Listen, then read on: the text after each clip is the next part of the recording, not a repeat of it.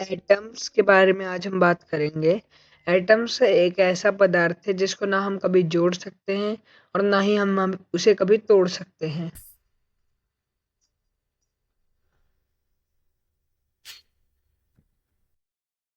तो सबसे पहले हम आज बात करेंगे महर्षि कन्नड़ के बारे में। ये एक ग्रेट इंडियन साइंटिस्ट है जिन्होंने डिस्कवर किया था परमाणु को, और उन्होंने बताया था कि जितनी भी चीज बनी है वो सबसे स्मॉलेस्ट पार्टिकल से बनी है। उन्होंने उस स्मॉलेस्ट पार्टिकल को नाम दिया परमाणु।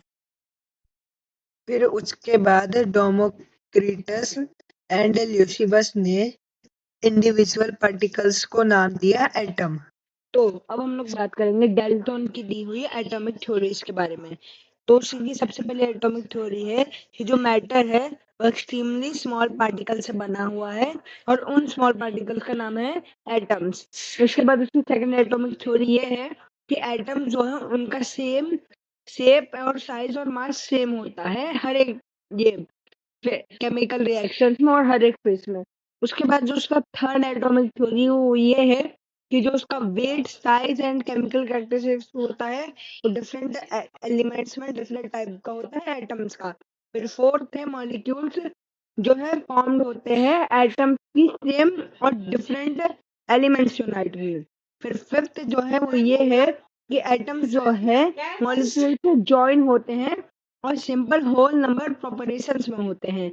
उसके बाद जो उसका सिक्स्थ है एटॉमिक थ्योरी वो ये है कि एटम्स है टू डिफरेंट एलिमेंट्स को मिक्स करके बनते हैं जिस जो कि अमाउंट जिसका मोर प्रोड्यूस होता है कंपाउंड से। उसके बाद सेवंथ है केमिकल रिएक्शन में जो एटम है वो स्मॉलेस्ट पार्टिकल में इन्वॉल्व होता है। और लास्ट वाला एटम ना कभी बनता है और ना हम उसे कभी तोड़ सकते हैं। ये 8 डाल्टन की एटॉमिक थ्योरीज है। तो अब हम बात करते हैं मॉलिक्यूल्स के बारे में। Molecules is a group of two or more than two atoms of the same or different elements.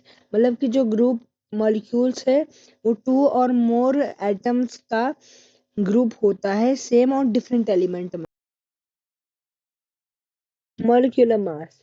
It is the sum of the atomic masses of all the atoms in the molecules of the substances. तो अभी हम लोगों ने molecular mass की पहली definition आप लोग बताई है मैंने, जिसमें कि बताया गया है कि जो एटॉमिक मासेस का सम होता है वो एटम्स के मॉलिक्यूल सब्सटेंसेस के लिए होता है। उसके बाद जो उसका सेकंड टॉपिक है वो ये है कि a molecule relative mass is measured in atomic mass unit. यानी कि जो मॉलिक्यूल्स है उसका रिलेटिव मास जो है वो एटॉमिक मास यूनिट यानी कि यू में मेजर किया जाता है। तो अब हम लोग बात करेंगे मॉलिक्यूल्स ऑफ कंपाउंड्स के बारे में।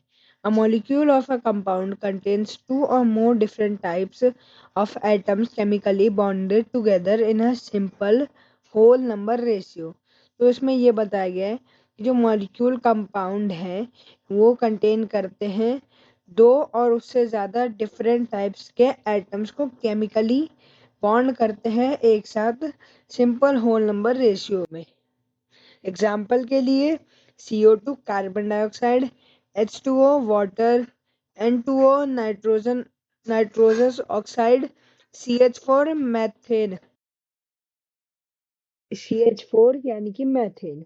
अब हम बात करते हैं law of conservation of mass.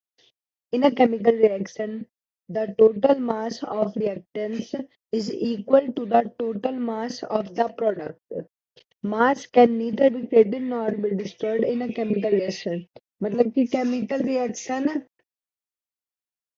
Chemical reaction जो है वो टोटल मास और रिएक्टेंस में इक्वल होता है। जो उसका टोटल मास प्रोडक्ट है वो केमिकल रिएक्शन में ना ही बनाया जा सकता है और ना ही हम उसे तोड़ सकते हैं।